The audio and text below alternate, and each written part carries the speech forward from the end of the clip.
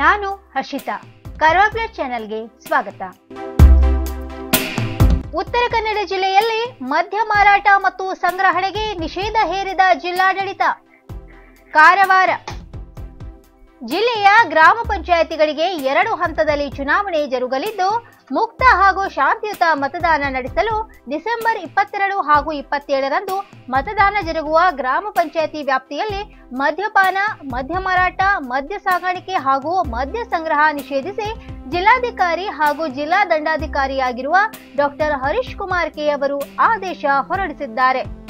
ಮೊದಲ ಹಂತದ ಮತದಾನದ 48 ಗಂಟೆ ಪೂರ್ವ ದಿವಸಗಳು ಹಾಗೂ ಮತದಾನದ ದಿವಸ ಅಂದರೆ ದಿನಾಂಕ 20-12-2020ರಂದು ಸಾಯಂಕಾಲ 5 ಗಂಟೆಯಿಂದ ದಿನಾಂಕ 22-12-2020ರ ಸಾಯಂಕಾಲ 5 ಗಂಟೆಯವರೆಗೆ ಹಾಗೂ ಎರಡನೇ ಹಂತದ ಮತದಾನದ 48 ಗಂಟೆ ಪೂರ್ವ ದಿವಸಗಳು ಹಾಗೂ ಮತದಾನದ ದಿವಸ ಅಂದರೆ 25-12-2020ರಂದು ಸಾಯಂಕಾಲ 5 ಗಂಟೆಯಿಂದ ದಿನಾಂಕ 27-12-2020ರ ಸಾಯಂಕಾಲ 5 ಗಂಟೆಯವರೆಗೆ ಮದ್ಯಪಾನ, ಮದ್ಯ ಮಾರಾಟ, ಮದ್ಯ ಸಾಗಾಣಿಕೆ ಹಾಗೂ ಮದ್ಯ ಸಂಗ್ರಹ ನಿಷೇಧಿಸಲಾಗಿದ್ದು, ಶುಷ್ಕ ದಿನಗಳೆಂದು ಘೋಷಿಸಲಾಗಿದೆ. ಈ ಅವಧಿಯಲ್ಲಿ ಮದ್ಯದ ಅಂಗಡಿಗಳು, ಬಿಯರ್ ಬಾರ್ಗಳು, ಕ್ಲಬ್ಗಳು ಮತ್ತು ಮದ್ಯದ ಡಿಪೋಗಳನ್ನು ಮುಚ್ಚಲು ಜಿಲ್ಲಾಧಿಕಾರಿ ಆದೇಶಿಸಿದ್ದಾರೆ. ಕೆಡಿಸಿಸಿ ಬ್ಯಾಂಕ್ಗೆ 7.72 ಕೋಟಿ ನಿವ್ವಳ ಲಾಭ. ಶಿರಸಿ ಮಾನ್ಯ ಕಾರ್ಮಿಕ ಮತ್ತು ಸಕ್ಕರೆ ಖಾತೆ ಸಚಿವರು ಹಾಗೂ ಕೆಡಿಸಿಸಿ ಬ್ಯಾಂಕ್ನ ಅಧ್ಯಕ್ಷರಾದ ಶ್ರೀ ಶಿವರಾಮ್ ಹೆಬ್ಬಾರ್ ಅವರು ಇಂದು ಕೆಡಿಸಿಸಿ ಬ್ಯಾಂಕ್ನ ಪ್ರಧಾನ ಕಚೇರಿಯಲ್ಲಿ 2019-20ನೇ ಸಾಲಿನ ಬ್ಯಾಂಕ್ನ ಪ್ರಗತಿ ಕುರಿತು ಪತ್ರಿಕಾಗೋಷ್ಠಿಯನ್ನು ನಡೆಸಿ ಸಂಕ್ಷಿಪ್ತ ವರದಿಯನ್ನು ನೀಡಿದ್ದರು.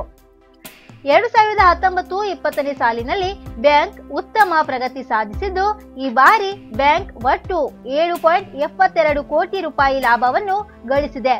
ಬ್ಯಾಂಕ್ನ ಈ ಪ್ರಗತಿಗೆ ಕಾರಣವಾದ ಗ್ರಾಹಕರಿಗೆ, ಸಿಬ್ಬಂದಿ ವರ್ಗದವರಿಗೆ ಅಭಿನಂದನೆ ಸಲ್ಲಿಸಿದರು. ಬ್ಯಾಂಕು ಪ್ರಾಥಮಿಕ ಕೃಷಿ ಪತ್ತಿನ ಸಹಕಾರಿ ಸಂಘಗಳ ಮೂಲಕ ವಿವಿಧ ಕೃಷಿ ಉದ್ದೇಶಗಳಿಗೆ ಮಾಧ್ಯಮಿಕ ಸಾಲ ನೀಡುತ್ತಿದ್ದು, ನಮ್ಮ ಜಿಲ್ಲೆಯನ್ನು ತೋಟಗಾರಿಕಾ ಜಿಲ್ಲೆ ಎಂದು ಘೋಷಿಸಿರುವ ಹಿನ್ನೆಲೆಯಲ್ಲಿ ತೋಟಗಾರಿಕಾ ಬೆಳೆಗಳ ಬಗ್ಗೆಯೂ ಸಹ ಸಾಲ ನೀಡಲಾಗುವುದು ಎಂದರು. 710.27 ಕೃಷಿ ಸಾಲ, 922.96 ಕೋಟಿ ಕೃಷಿಯೇತರ ಸಾಲ, 62.81 ಕೋಟಿ ಮಾಧ್ಯಮಿಕ ಸಾಲ, 3783.92 ಲಕ್ಷ ಔದ್ಯೋಗಿಕ ಸಾಲ, 11209.73 ಲಕ್ಷ ಗೃಹ ಸಾಲ, 716.35 ಲಕ್ಷ ಫಾರ್ಮ್ಸ್ ಹೌಸ್ ಸಾಲ, 34,680.90 ಲಕ್ಷ ವಾಹನ ಸಾಲ, 1,683.83 ಲಕ್ಷ ಉದ್ಯೋಗ ಸಾಲ ವಿತರಣೆ ಮಾಡಲಾಗಿದೆ ಎಂದರು. ಈ ಪತ್ರಿಕಾಗೋಷ್ಠಿಯಲ್ಲಿ ಬ್ಯಾಂಕ್ನ ಉಪಾಧ್ಯಕ್ಷರಾದ ಶ್ರೀ ಮೋಹನ್ ನಾಯಕ್ ಹಾಗೂ ಸರ್ವ ನಿರ್ದೇಶಕರು, ವ್ಯವಸ್ಥಾಪಕ ನಿರ್ದೇಶಕರು ಹಾಜರಿದ್ದರು. ಕಾರವಾರ ಡಿಸೆಂಬರ್ 22ರಂದು ನಡೆಯಲಿರುವ ಮೊದಲ ಹಂತದ ಗ್ರಾಮ ಪಂಚಾಯತ್ ಚುನಾವಣಾ ಕಾವು ರಂಗೇರತ್ತಾ ಇದ್ದು, ಎಲ್ಲ ಅಭ್ಯರ್ಥಿಗಳು ಇದೀಗ ಚುನಾವಣಾ ಪ್ರಚಾರದಲ್ಲಿ ಫುಲ್ ಬ್ಯುಸಿಯಾಗಿದ್ದಾರೆ. ಅಂಕೋಲ ತಾಲೂಕಿನ ಹಾರವಾಡ ಗ್ರಾಮ ಪಂಚಾಯತ್ ವ್ಯಾಪ್ತಿ ನೌಕಾನೆಲೆ ಪುನರ್ವಸತಿ ಕ್ಷೇತ್ರದಿಂದ ಸ್ಪರ್ಧಿಸಿರುವ ಉಮೇಶ್ ಕಾಂಚನ್ ಇಂದು ತಮ್ಮ ಅಪಾರ ಅಭಿಮಾನಿಗಳೊಂದಿಗೆ ಕ್ಷೇತ್ರದಲ್ಲಿ ಅಬ್ಬರದ ಪ್ರಚಾರ ನಡೆಸಿದರು. ಅಭ್ಯರ್ಥಿ ಪರ ನೂರಾರು ಕಾರ್ಯಕರ್ತರು ಕ್ಷೇತ್ರದಲ್ಲಿನ ಮನೆ ಮನೆಗೆ ತೆರಳಿ ಉಮೇಶ್ ಕಾಂಚನ್ ಪರ ಮತಯಾಚನೆ ಮಾಡಿದ್ರು. ಕಾರವಾರ ತಾಲೂಕಿನ ಕಡವಾಡ ಗ್ರಾಮದಲ್ಲಿ ಮಾನ್ಯ ಶಾಸಕಿ ಕಾರವಾರ ಅಂಕೋಲ ವಿಧಾನಸಭಾ ಕ್ಷೇತ್ರ ಶ್ರೀಮತಿ ರೂಪಾಲಿ ಎಸ್ ನಾಯ್ಕ್ ರವರು ಭಾರತೀಯ ಜನತಾ ಪಕ್ಷದ ಕಾರ್ಯಕರ್ತರನ್ನು ಭೇಟಿ ಮಾಡಲಾಯಿತು.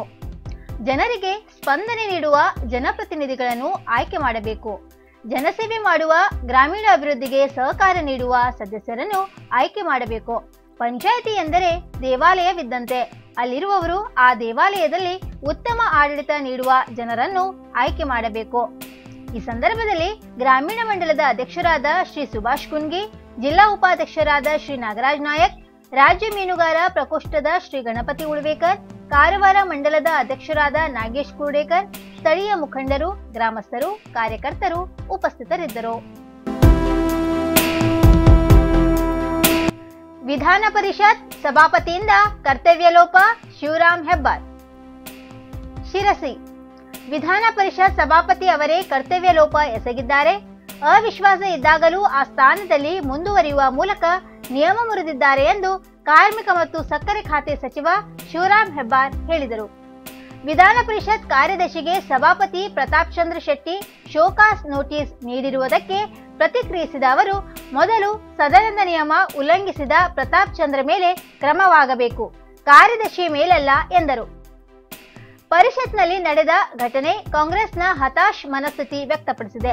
ಬಹುಮತ ಇಲ್ಲದಿದ್ದರೂ ಹುದ್ದೆಯಲ್ಲಿ ಮುಂದುವರಿಯುವ ಆಸೆ ಅವರಿಗೆ ಇನ್ನೂ ಬಿಟ್ಟಿಲ್ಲ ಎಂದರು.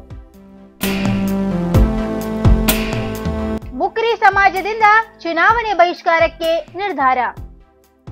ಗೋಕರ್ಣ ರಸ್ತೆ ಸಂಪರ್ಕ ಕಲ್ಪಿಸದ ಕಾರಣ ಆಕ್ರೋಶಗೊಂಡ ಇಲ್ಲಿನ ಅಶೋಕೆಯ ಗುಡ್ಡಗಾಡು ಪ್ರದೇಶದ ಪರಿಶಿಷ್ಟ ಮುಕ್ರಿ ಸಮಾಜದ ಜನ ಗ್ರಾಮ ಪಂಚಾಯತ್ ಚುನಾವಣೆ ಬಹಿಷ್ಕರಿಸುತ್ತೇವೆ ಎಂದು ತಹಶೀಲ್ದಾರ್ಗೆ ಮನವಿ ಸಲ್ಲಿಸಿದ್ದಾರೆ. ಅಶೋಕೆಯ ಗುಡ್ಡಗಾಡು ಪ್ರದೇಶದಲ್ಲಿ ಕೂಲಿ ಮಾಡಿಕೊಂಡು ಬದುಕುತ್ತಿದ್ದೇವೆ. ಸಮರ್ಪಕ ರಸ್ತೆ ಇಲ್ಲದ ಕಾರಣ ಹಲವಾರು ವರ್ಷಗಳಿಂದ ತೊಂದರೆ ಅನುಭವಿಸುತ್ತಿದ್ದೇವೆ. ರಸ್ತೆ ನಿರ್ಮಿಸುವಂತೆ ಒತ್ತಾಯಿಸಿ ಜಿಲ್ಲಾಡಳಿತ ಸೇರಿದಂತೆ ಜನಪ್ರತಿನಿಧಿಗಳಿಗೆ ಮನವಿ ಸಲ್ಲಿಸಿದರೂ ಯಾವುದೇ ಪ್ರಯೋಜನವಾಗಿಲ್ಲ. ಹೀಗಾಗಿ ಅಶೋಕೆಯ ಮುಕ್ರಿ ಸಮುದಾಯದ ನಿವಾಸಿಗಳು ಈ ಬಾರಿಯ ಗ್ರಾಮ ಪಂಚಾಯತಿ ಚುನಾವಣೆಯಲ್ಲಿ ಮತದಾನ ಮಾಡುವುದಿಲ್ಲ ಎಂದು ಮನವಿಯಲ್ಲಿ ತಿಳಿಸಿದ್ದಾರೆ.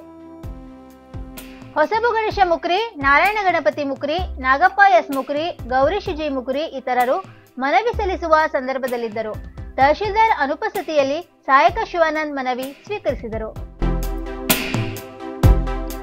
ಇಂದು ಉತ್ತರ ಕನ್ನಡ ಜಿಲ್ಲೆಯಲ್ಲಿ 17 ಕೊರೋನಾ ಪಾಸಿಟಿವ್ ಕೇಸಸ್ ಸಿಕ್ಕಿದೆ. ಕಾರವಾರ 5, ಕುಮಟಾ 3, ಸಿರಸಿ 4, ಯಲ್ಲಾಪುರ 3, ಮುಂಡಗೋಡ 1, ಜೊಯ್ಡಾ 1. ಅದರಂತೆ ಇವತ್ತು 20 ಕೊರೋನಾ ಪಾಸಿಟಿವ್ ಸೋಂಕಿತರು ಆಸ್ಪತ್ರೆಗಳಿಂದ ಗುಣಮುಖ ಹೊಂದಿ ಡಿಸ್ಚಾರ್ಜ್ ಆಗಿದ್ದಾರೆ. ಕಾರವಾರ 1, ಅಂಕೋಲಾ 3, ಕುಮಟಾ 2, ಸಿರಸಿ 1, ಸಿದ್ದಾಪುರ 5, ಯಲ್ಲಾಪುರ 6, ಮುಂಡಗೋಡ 1 ಹಾಗೂ ಜೊಯ್ಡಾ 1. ಈವರೆಗೆ ಉತ್ತರ ಕನ್ನಡ ಜಿಲ್ಲೆಯಲ್ಲಿ 14,109 ಕೊರೋನಾ ಪಾಸಿಟಿವ್ ಕೇಸಸ್ ಸಿಕ್ಕಿದೆ. ಅದರಲ್ಲಿ 13,828 ಕೊರೋನಾ ಪಾಸಿಟಿವ್ ಸೋಂಕಿತರು ಆಸ್ಪತ್ರೆಗಳಿಂದ ಗುಣಮುಖ ಹೊಂದಿ ಡಿಸ್ಚಾರ್ಜ್ ಆಗಿದ್ದಾರೆ. ಇನ್ನು 98 ಕೊರೋನಾ ಸೋಂಕಿತರು ಚಿಕಿತ್ಸೆ ಪಡೆಯುತ್ತಿದ್ದಾರೆ. ಈವರೆಗೆ ಉತ್ತರ ಕನ್ನಡ ಜಿಲ್ಲೆಯಲ್ಲಿ 183 ಕೊರೋನಾ ಸೋಂಕಿತರು ಮರಣ ಹೊಂದಿದ್ದಾರೆ. ಇನ್ನು ಮತ್ತಷ್ಟು ಸುದ್ದಿಗಾಗಿ ಕಾರ್ವಾರ್ ಪ್ಲಸ್ ವೀಕ್ಷಿಸಿ. ನೀವು ಯೂಟ್ಯೂಬ್ ಅಲ್ಲಿ ನೋಡ್ತಿದ್ದೀರಿ, ಸಬ್ಸ್ಕ್ರೈಬ್ ಮಾಡಿ, ಬೆಲ್ ಐಕಾನ್ ಕ್ಲಿಕ್ ಮಾಡಿ. ಫೇಸ್ಬುಕ್ ಪೇಜ್ ಅಲ್ಲಿ ನೋಡ್ತಿದ್ದೀರಿ, ಫಾಲೋ ಮಾಡಿ. ಧನ್ಯವಾದಗಳು.